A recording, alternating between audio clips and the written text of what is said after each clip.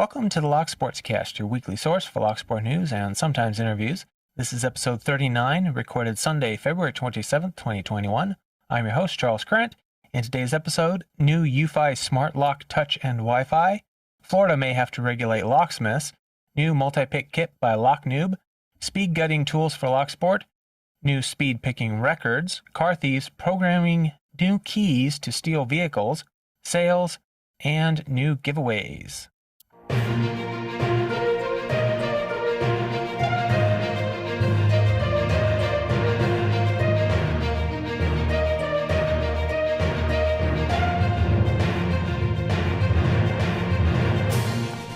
You can find the audio version of the show almost anywhere you listen to podcasts. You can find the video version on YouTube.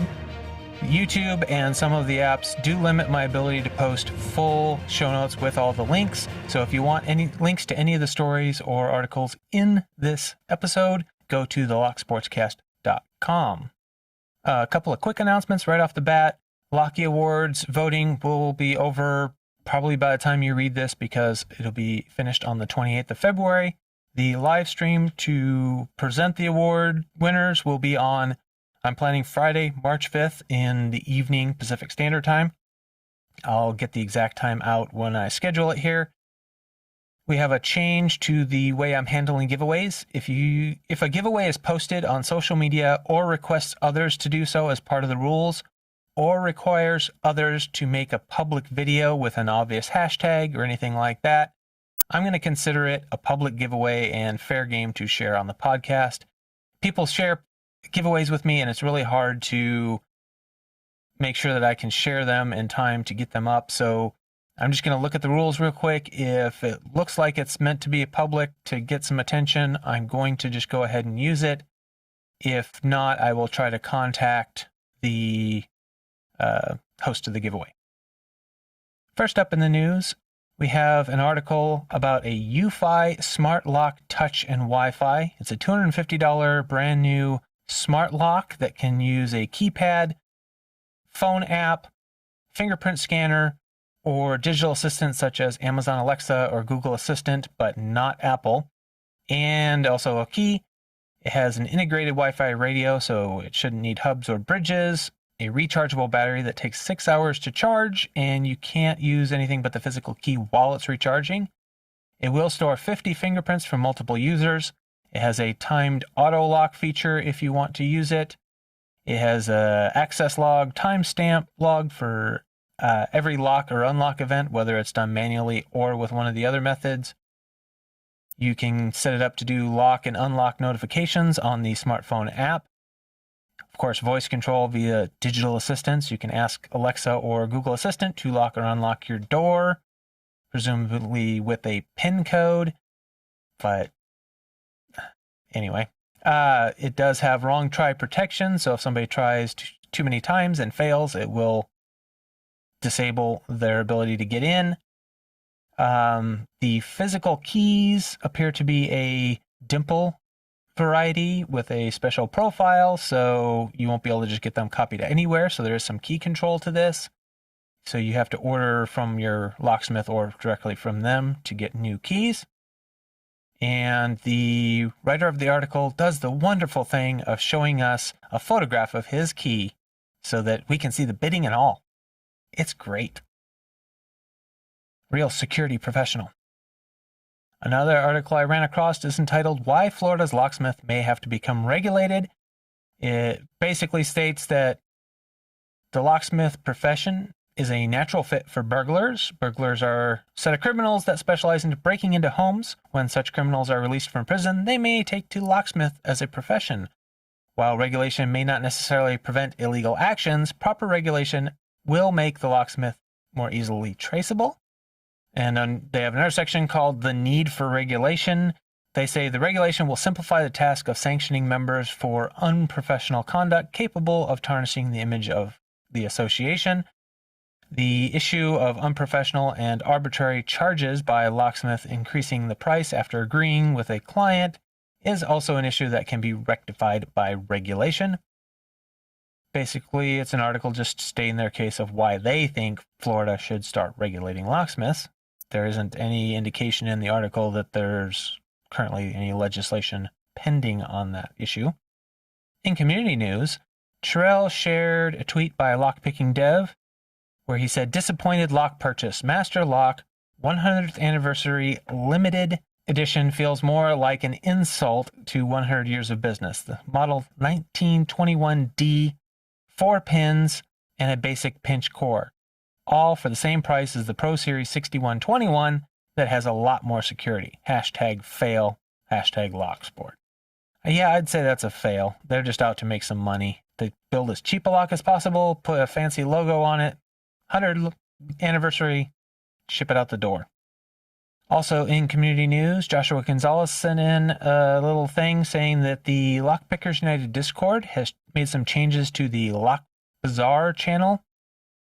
They have 2 channels so that buying and selling locks is simpler and less noisy. There's a Lock Bazaar channel that previously didn't have many rules, but now has a bot that requires you to use either want to WTB or WTS or a URL so that you can post in the channel, while all other conversation related to that can now happen in a channel called Lock Bazaar Chat.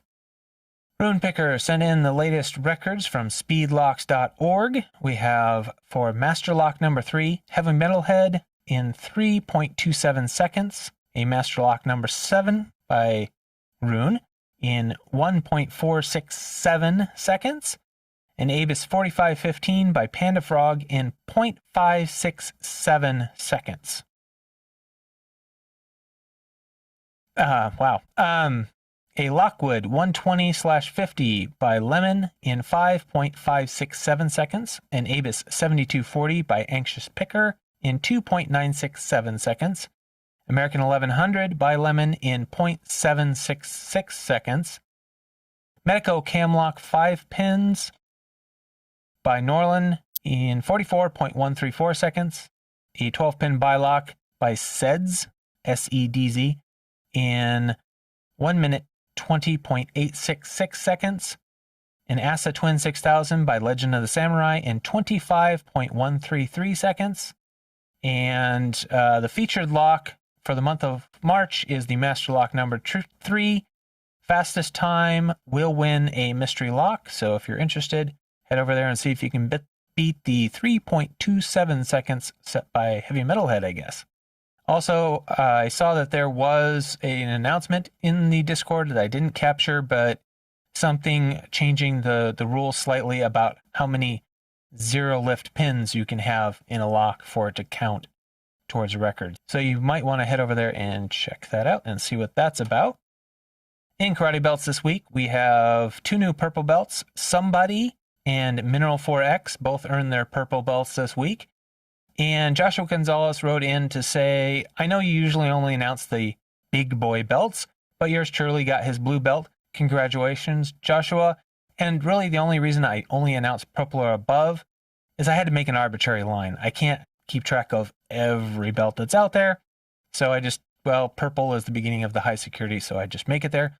But if you have a belt that you've earned that you're proud of at any level, feel free to write into me and I will announce it on here. I have no problem with that. I just had to make an arbitrary limit for, since I have to search all these out, how far I'm going to go. So anyway, if you have one that you're proud of earning or one that you are proud of a friend earning that you think that you want to have them announced, send it in. I will announce it on the podcast. I have no problem with that whatsoever.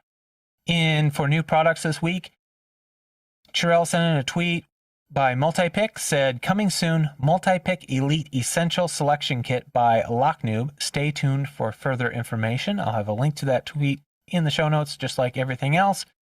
I'm not sure what it's going to include, but I'll be looking forward to finding out.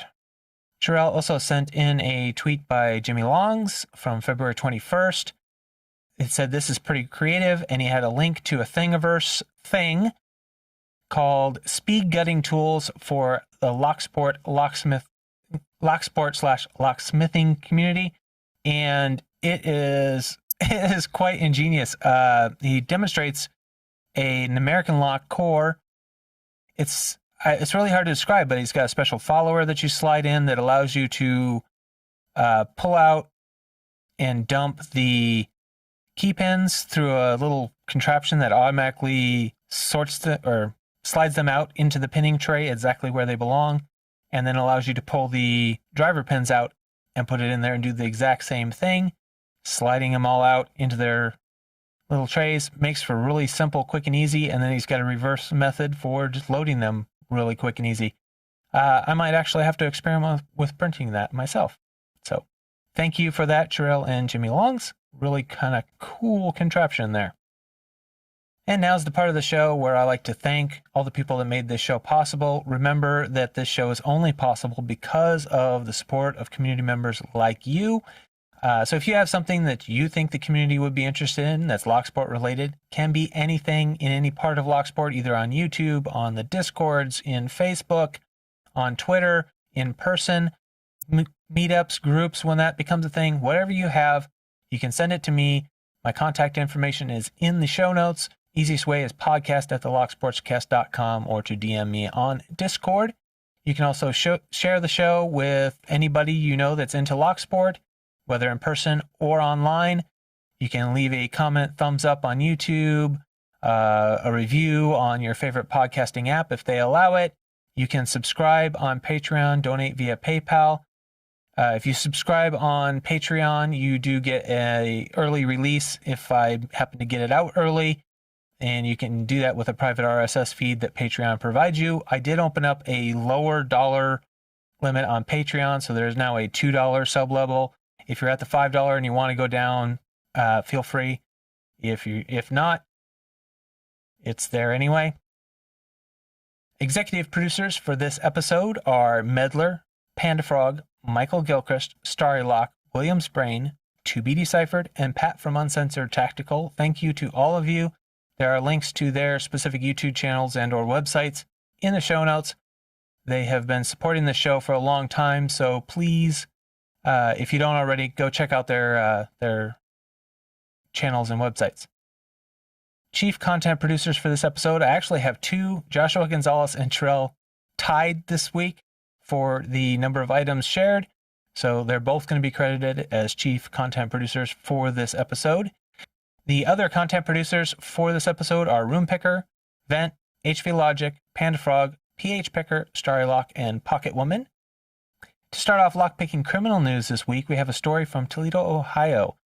Michigan State Police, car thieves programming new keys to steal vehicles. The vehicles targeted are Dodge Challengers, Chargers, Durangos, and Jeep Grand Cherokees. The Michigan State Police are warning about car thieves breaking into people's vehicles and using programmers to steal them. The thefts aren't just happening in Michigan. They say they're happening in Ohio and other states too. A spokesman for Michigan State Police confirmed the warning was included in an internal memo that wasn't supposed to be released to the public. He said the programming devices may be stolen from car dealerships, but had nothing further to add. The article also referenced another one of their stories from January where an employee at a Chrysler assembly complex in North Toledo reached out to them after a thief stole his 2019 Dodge Charger right out of the parking lot of the Chrysler assembly complex. The employee said there was no broken glass around his car and he had both the keys, so he believed the thief somehow hacked his car's lock system.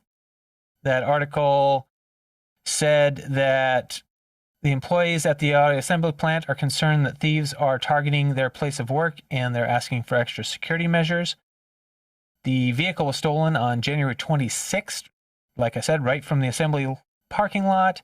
The employee believes the thief or thieves are targeting Dodge Chargers and Challengers, and he thinks they have some way of electronically entering the vehicles because, like he said, there was no sign of broken glass. It's an interesting one. And that's it for lockpicking criminals this week. For sales this week, we have basically the same ones as last week. New Stuff 21 for 15% off at hooligankeys.com. PacLock 10 coupon code for 10% off at 3dlocksport.com. We have the code BUYMAKO for 15% off at Mako Locks. And also, Mako Locks still has their Black Friday special page up, and the links still work. uklockpickers.co.uk has 10% off with the code gift. Sorry. There are no expirations given on any of these codes, and I checked them all right before I hit record, and they're all still working. For giveaways this week, Tallanpick has reached 50,000 subscribers and is having a giveaway. His tweet reads, "We are going to celebrate it with fantastic giveaway that the manufacturer of Locksmith Tools Vent has kindly organized for my channel. Thank you very much. I appreciate your support." And you can go check out his latest video to know how to participate. A link to that will be in the show notes. RoonPicker has been doing giveaways for challenge locks that he picks. According to him, he says, to give back to the community and garner attention for the challenge lock community, I will be doing random drawing each Saturday to give away the challenge lock I picked the previous Saturday. Each Saturday, I will pose a random question that I call the comment question of the day. Comment with the answer, and it will get you entered into the drawing to win the challenge lock. And he's asking that you use the hashtag CQOD in your comment to make it easier for him to find. PHpicker has 2 giveaways running. He has a new one, the PH100 giveaway for his 100 subs on YouTube. That one, you can pick any lock you're comfortable with on camera, include the hashtag PH100 so he can see your video, 1 entry per person, but you can nominate someone else for your submission if you like. Non-YouTubers can email on him. You can check out his video, number 26, 100 sub giveaway, hashtag PH100, to make sure you get all of the rules on how to do that. That one ends March 31st. He also has the hashtag PH new picker giveaway, where he's trying to give away some tools to new pickers. I mentioned it last week. I will just have a link in the show notes for you to go check out the rules. Basically, it's for the prize is for new pickers, but anybody can enter. If you're a more experienced picker, you already have tools, nominate somebody else to win the prize. Brummie Lockpicker has made another homemade disc detainer pick. This one is another really nice looking one. Check out his video number 236, homemade disc detainer DD pick giveaway, hashtag Brummie's DD pick. And you can check out the rules for how to win. That one is running until Friday, the 5th of March at midnight UK time. Starrylock's Starry's Posse, hashtag Operation Starburst giveaway setup is running until 19th of March 2021. I will have a link in the show notes for you to go check it out and find all the rules. If not, you can listen to the previous episode number 38, where I went over them in a little more detail. Panda-Frog, he's still doing his giveaway for his challenge coins and some locks. He will be finishing up the February one here about the time this episode releases, but he will be starting his Panda-Frog giveaway for March. So go check out his channel for the correct video on how to enter for March, because I won't be able to have it in the show notes because it's not out yet. You can also check out CLK Supplies for their hashtag LockBoss giveaway, and they're giving away prizes all the time. So if you're into the giveaway thing, I recommend you go check it out. The Shoutout Monday series by Starrylock is still running. Both Starrylock and Pocket Woman highlight channels with fewer than 100 subscribers. Starrylock tries to incentivize people to go check them out and comment by holding a giveaway for a 20-pound Law Lock Tools gift certificate every month. So make sure you go check that out. Just do a search for Shoutout Monday, or go check out Starrylock or Pocket Woman's videos. I'm still doing the PacLock a month giveaway, and I know I still haven't done the drawing for last month.